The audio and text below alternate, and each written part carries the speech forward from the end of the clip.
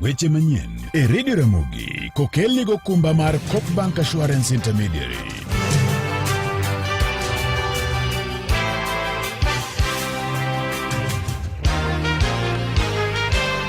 Jatend piny Kenya William Ruto chwo komero makelo kanyakla jokanyo mag riwruok pinje manie ugwe mar Afrika. Moko kuom josiasa pod medo dok ne sirikal mar manywanda kata obedo ni oseyudo akweda kawuok kuom josiasa maketo sirikal tesre. Kod moko kuom jood bura mag kaunti ma Nairobi onyiso migawo mar somo mondo mi koro wuog oko kendo gipedhne oganda jo Kenya ler kotenore kod kwan omenda gi sikunde duto mag sirikal ma bende nie thurka. Amosi ni misawa kamora mora maintie nyakwara Mogajwang kendo arwaki ni machiegni. Jatend piny Kenya William Ruto gie sani ochwo kome romo makelo kanyakla jokanyo mag riwruok pinje Afrika, jokanyo mag riwruok pinje manie ugwe mar Afrika kod jokombe mag riwruok mar Southern African Development Community. Karoma kamano obagi paloch mar jatend piny kata State House mar kaunti ma Nairobi. Jatend piny William Ruto gie sani jakom mar riwruok mar EAC kata East Africa Community. Romo no kelo kanyakla jotelo mawuok e riwruogno mar EAC kama oting'o nyaka jatend piny jotend piny mamoko e kind jodito mopogore opogore. Kama kuom jodito ma bende nie romo no gin kaachiel kod mane en jatend piny Kenya Uhuru Kenyatta, jatend piny machon mar Botswana e kind jotelo mamoko. Moko kuom josiasa pod medo dok ne sirikal mar manywanda kata broad based government kata bed ni oseyudo akweda kawuok kuom josiasa maketo sirikal tesre. Ewi mano jotelogo wacho ni dwaro nitie mondo mi kaber to sir lwedo jatend piny William Ruto kendo miye thuolo mondo mi odhi nyime kod tiyo ne oganda jo Kenya ma en kolure kod jatend migawo mochung'ne weche mag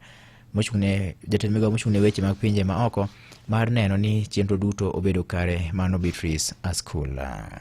Nchi ni yetu, Kenya ni yetu. Mtoto anayeongoza ametoka mahali hapa, na mimi ningefaa tu kusema hivi, tumuombe, tumsaidie sana, kwa sababu hakuna mtu atafanya kazi peke yake. Na hii vile makabila yanaenda, hii kitu inazonga hivi, kumwenye hako saa hizi ni wetu. Wacha tumsaidie amalize mamiaka yake yenye Mungu atakuwa amempa katika uongozi, kwa sababu binadamu hapangii mtu mamiaka yake, ni Mwenyezi Mungu upangia mtu mamiaka za uongozi. Let's support our own, let's support our kids, let's support our leadership, let's support the political leadership of this country. Hatuna Kenya ingine.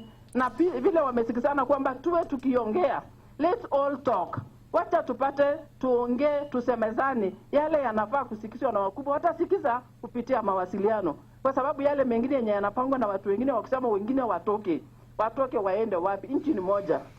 Kane olose skund kinde nyasi maralam mane obage skund sekondar ma Cheptarit mar kaunti ma Nandi, jatend migawo mar gwenge ma otuo Beatrice School ne owacho ni sirikal mar manywanda kata broad based government osekelo kanyakla oganda jo Kenya ka owuok e gwenge kod sectors mopogore opogore.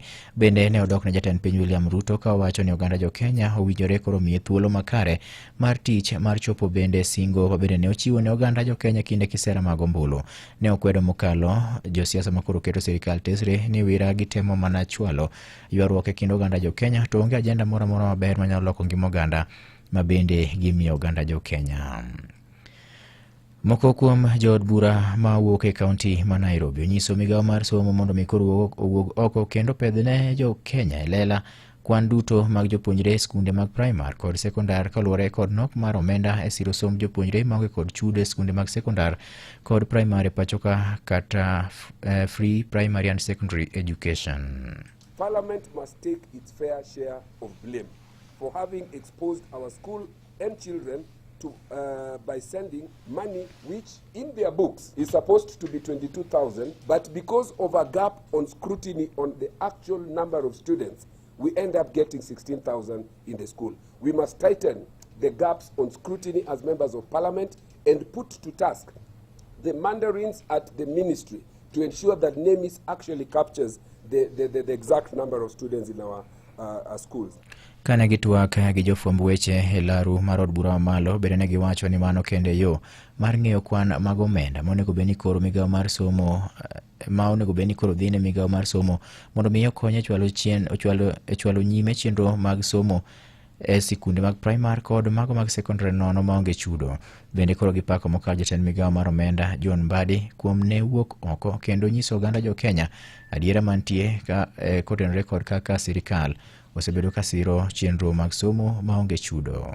We need an assurance that the data for all the school-going children and students in this country will be captured so that we don't have a gap of those who are not in NEMIS and we still use them to disburse the capitation. That's why we are telling the ministry, before you tell us anything about the 16, can we just have this capitation first going with data that we have 3 million children?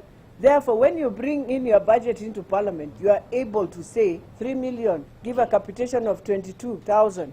How much is that is needed to go to?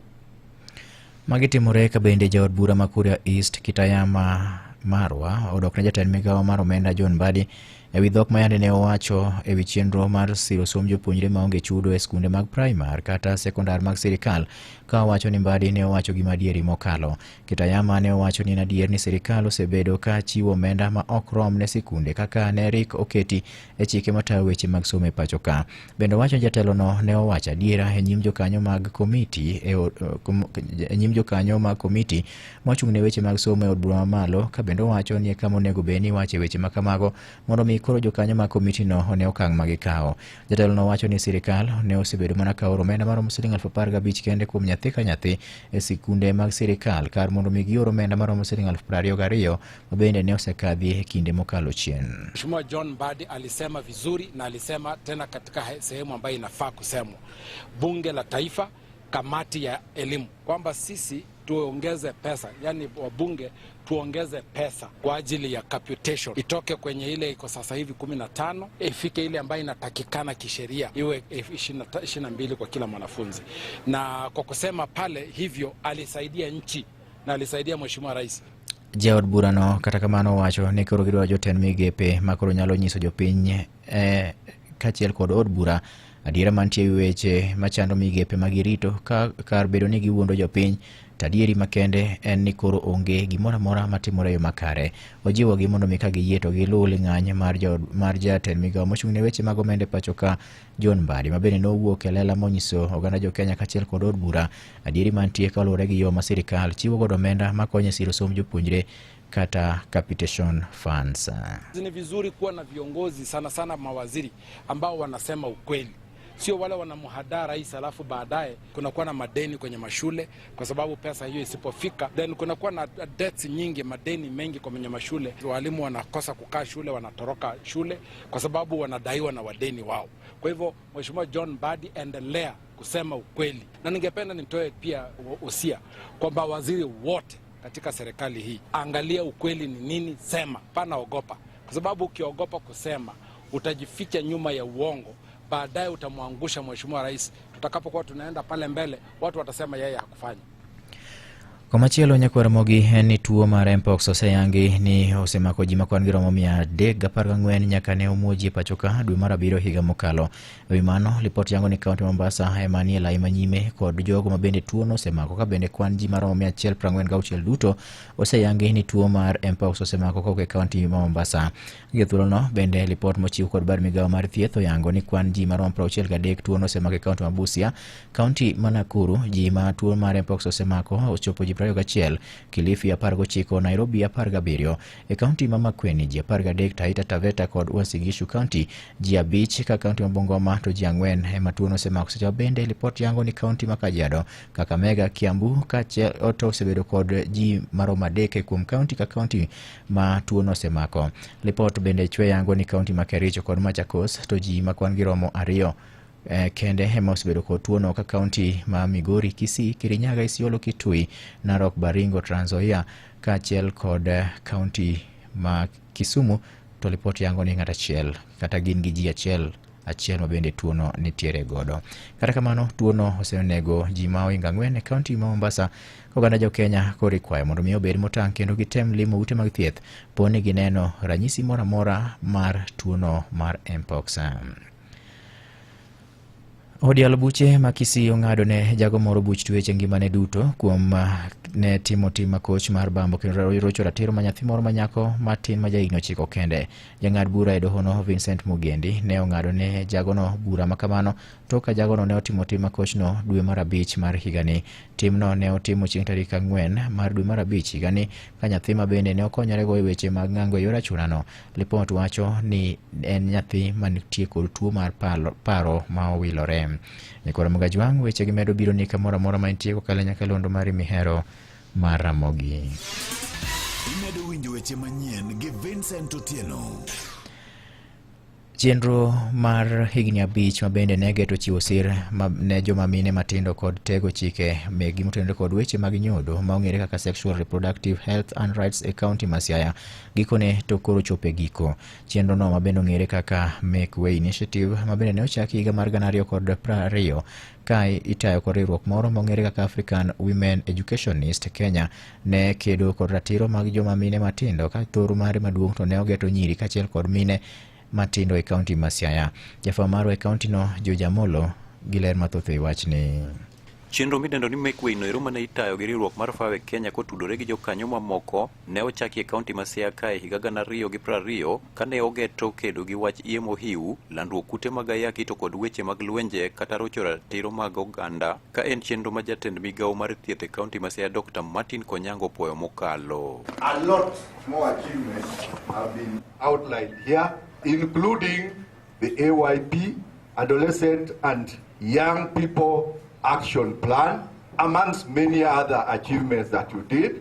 And I really want to take this opportunity to thank this consortium, particularly the Make Way project. And on our part, we want to assure you and promise that we are ready to continue working and to think of sustainability. Weche ma otel gi coordinator mochung' ne weche mag nyodo e kaunti ma Siaya Pamela Josephine mawacho ni chenro no osekelo lokruok. Ber mwaseneno implementation ma program wasebete gi Make Way kuom higni 5 mokalo en ni koro joma rowere nyalo biro e facility mondo gipenj penjo to be ginyalo kawo services mantie within our facilities. Kendo ber mwaseneno osemedo jiwo the multi-sectoral collaboration. Through ma waseneno ka ji biro kanachiel to have the dialogues. Ji mondo wuo wang'e ni shida ni kanye to wanyalo tatua shida no iyo mane. Magi giwacho kwa jotend kanise kod riwruoge mag dinde kotelnegi gi Sheikh Musa Mbuya kod Evans Nyesi bende lero moko kuom okenge mane gigoyo mabiro konyo e neno ni ber manyocha chenro no kelo kolal. Adwoko erokamano ne program wasebedogo mar youth and adolescents on sexual and reproductive health. Wan kaka religious leaders waseloso safe spaces within our premises kun mwaleme mondo youth oyud a safe space maginya yude rightful information mondo giyud sexual and reproductive health rights services appropriately. Kuom mano endo wantiere kaerigo ka waparo ni ere kaka wanyalo dhi nyime gi tiyo tich maberni ma ok ochung'. Korka korgi to rowere kotelnegi gi Steven Ouma kod Masio Nywera mar riwruok midendo ni IFEJ wacho ni gin bende ne ok gidong chien. Ne gimiwa puonj adieri momiyo wanyalo dhi hospital mwagen gik madwaro about SRHR. Gimiyowa wabedo machiegni ka gi dakteche ma shida ma wan godo iyudo ko nyalo pimo daktari ma oriere gi SRHR issues ma daktari konyowa. And as a youth champion negi trainer moyudo kaka banyalo loso gi yudhe wetena kendo ginegi empower wa in fact kaka yudhe we are very privileged ma wakonyo nyaka e loso the adolescent and young people action plan. Magi duto wasemana timo ne wach kony wayudo kowuok kuom Make Way. Ne Radio Ramogi e kaunti ma Siaya and George Amolo. Kakoro watieko Nyakwara Mugajwang' magi kende thuond weche mane miyo peka koro ni to aketo negi e yo machuok. Jatend piny Kenya William Ruto chuoko mero makelo kanyakla jokanyo mag riwruok pinje manie ugwe mar Afrika. Kod moko kuom jood bura ma kaunti ma Nairobi onyiso migawo mar somo mondo miyo wuog oko kendo pedh ne jopiny ler duto mantiere kotenore kod yo ma ichiwo kod omenda ne siro chenro mag somo. Jaod bura ma Kuria East Kitayama Marwa odok ne jatend migawo mar omenda John Mbadi ewi dhok mayande ne owacho ewi chenro mar siro somb jopuonjre maonge chudo kata free primary and secondary education. Watudre ka oromo sa 10 ne weche manyien adimba. Nyinga Vincent Otieno.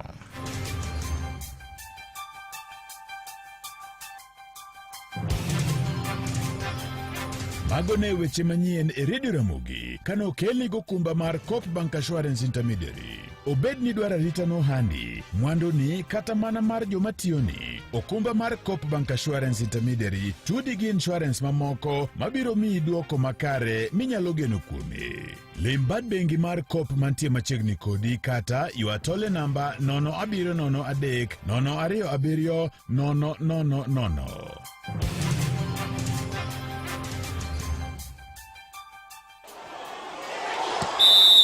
Weche tuke e Radio Ramogi. E weche mag tuke ni jatelo mochung'ne arita e riwruok matayo tuke mag adhula CAF Dr. Christian Emurwa sani koro singo ne Afrika mangima gi piny mangima ni gibiro neno kitugo majaber kaachiel gi arita makare e tuke mag laro simo machan machakore ayanga odiechieng' makiny e piny Kenya, Uganda to gi Tanzania. Emurwa osebedo katiyo machiegni gi Local Organizing Committee kaachiel gi sirkande adek mag Uganda, Kenya gi Tanzania mar neno ni CAF okelo kanyakla welo mathoth mokalo kaachiel gi kit adhula gi arita kwe makare. We have seen in Kenya, for example, sporadic protests that has been happening over time. We are watching that very closely and also working with the authorities to ensure that we mitigate anything that could arise from such a situation. And of course, yes, this is the first time these three countries are hosting major CAF events. That on its own imposes a risk of the fact that most people will want to turn up, especially when the countries are playing in their respective countries. And this for us also is something that we are looking at because it also will have to do with us being able to manage the number of crowds that will be coming. Tanzania biro chako tugo mokwongo odiechieng' makiny kama gibiro tugo gi tim mar Burkina Faso e tugo mokwongo e paw tuke ma Benjamin Mkapa Stadium e boma ma Dar es Salaam. Kenya chako kampen margi gi tim mar DR Congo e Group A mano Jumapil e paw tuke ma Kasarani. Komachielo bende ni jaloch mar mita 100 e piny mangima Shakari Richardson kaachiel gi Noah Lyles nyiewo yudo thuolo mar tieko e thuolo mokwongo e hits magi mag Amerika ma bende osebedo katimore kuom thuolo mar ndalo ariyo. Maeri ne gitimo masiro loch margi mokwongo. Kata kamano Richardson gi Lyles oseyudo tiko madhi e tuke mag laro simo mar piny mangima achiel kachiel bedo ni gin e joloch mag osimbo mar piny mangima e kinde mokalo. Kata kamano ne giwacho ni gitiyo gi romo makama e jiwo tiendgi mondo gine ni tuke magidhi timo kata mag Tokyo, Japan omiyo gi thuolo makare mar medo siro loch margi mar piny mangima. Richardson notieko thuolo mar ariyo e hit mare bang' ringo kuom sekend 11.07 tok Kalia White manotieko kuom sekend 10.89. Korka jomachuo Lyles ma bende nyawadgi Richardson kanyo bende noringo kuom sekend 10.05 kamano e ndalo kata ng'wech moringe matek moloyo mar 5 e bwo piny mangima. To weche mamoko bende ni jatugo mar Napoli Victor Osimhen sani koro osetieko winjruok mare gi tim mar Uturuki Galatasaray kuom omenda maromo paunda $75 maromre gi siling bilion 11 ma Kenya kamano dhi kawe thuolo mar higni 4. Jatugo ne Roma bende nosetugo ne Napoli e kinde mokalo wachore ni ne ok ni e chenro mar kocha mar Napoli Antonio Conte mane ok dwa tiyo kode kendo e season ni. Kocha Antonio Conte wacho ni jatugo ne Roma jegni 26 ne osebedo gi sunga kendo koro nokone konyalo tiyo kode e thuolo ni. Napoli nchene kokawo jatugo mar Manchester City Kevin De Bruyne kowuok e lig maduong' mar Premier. Osimhen bedo jatugo michulo pesa mang'eny moloyo e tim mar Galatasaray. Mago e weche tuke. An Milton Ochieng'. Awinjo weche tuke e Radio Ramogi kar chuny jaluo.